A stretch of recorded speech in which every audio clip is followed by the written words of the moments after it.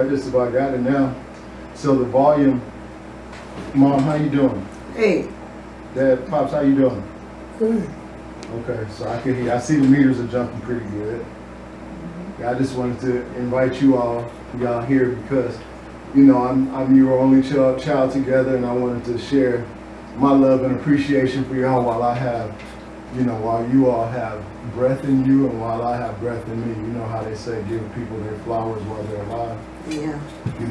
I know we've been through a lot of stuff in our lives, and I have to say something to begin with. First of all, I am Source Energy, aka God King of League, showing my parents some love and respect from the gate. I want to show them, that, from my heart how I feel, and I want to make this a documented testimony for my children's children's children's children's children, so that we'll have access to just breaking any spells or any curses that could have been put on our bloodlines, or anything that could have been passed along that we don't know about, that we don't understand based upon how we were given all the information we were given. I just want to will that the ancestors, welcome all of us, back into, into the fold as we came, like in a much more positive and blessed perspective of things. You know what I'm saying? So in that, okay, so I want to share one thing, like that's important to me, very important to me, like in the sense of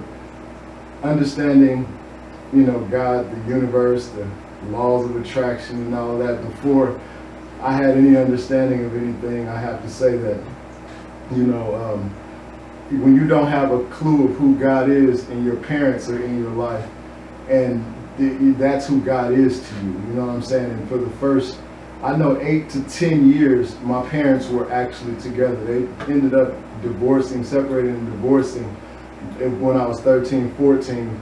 But, that's just a whole nother story that I want to address as well, just respectfully.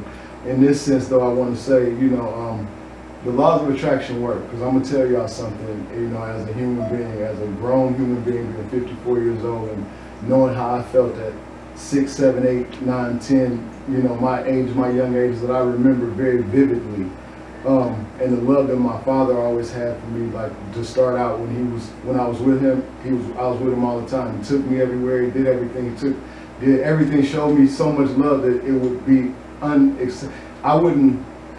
know how to identify love because my father showed me mad love before they separated. So that was instilled before I was 7, like 8, 10, 12. I knew my father always loved me, even though we had a separation in life. I always knew he loved me, and I wanted to tell you, Pops, all we've been through. I just recently we talked, and it was not even a week ago. You asking still for forgiveness from me, man. Look, man, I'm gonna tell you, like, for the record, for the universe, for the ancestors, because I do all the time. Like you are very much forgiven. I ask you to forgive me for my not being clear to understand even more. I know that sounds crazy, maybe to a sense, because father, son, but at the same time, we're responsible. Once we get to a certain point, we have to lose these grudges. You know what I'm saying? I never had no grudge with you after I told you. After we came to our terms, I want you to know that how much I love you and respect you, and I appreciate the love that you showed me, because that was a foundation that made me want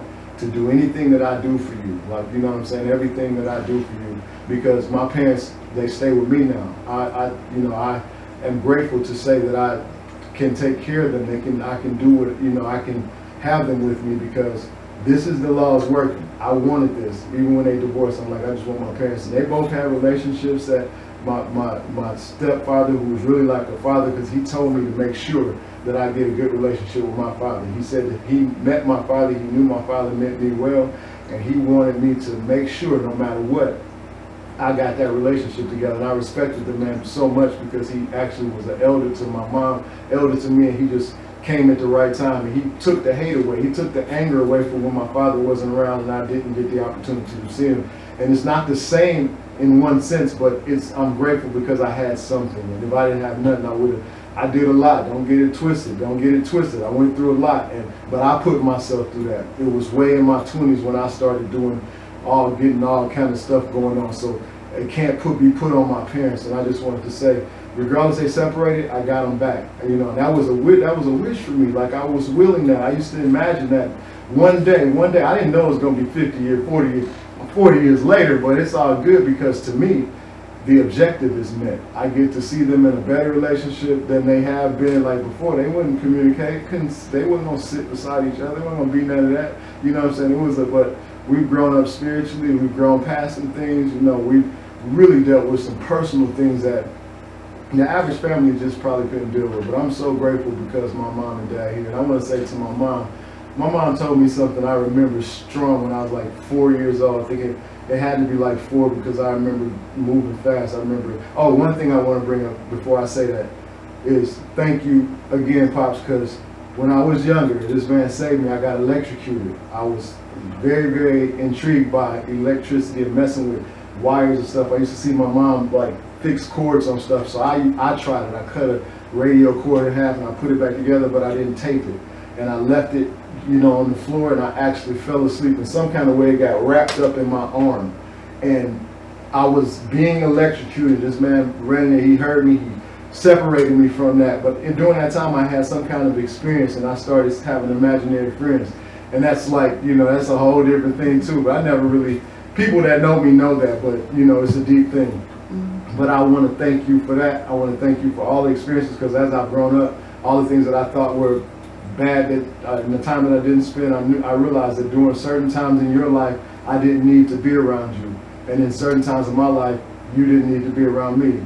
It's just, that's how the universe works. And I understand that clearly now. And I'm appreciative for all the experiences that we've had together. Like I said, we've grown so much, and so much love.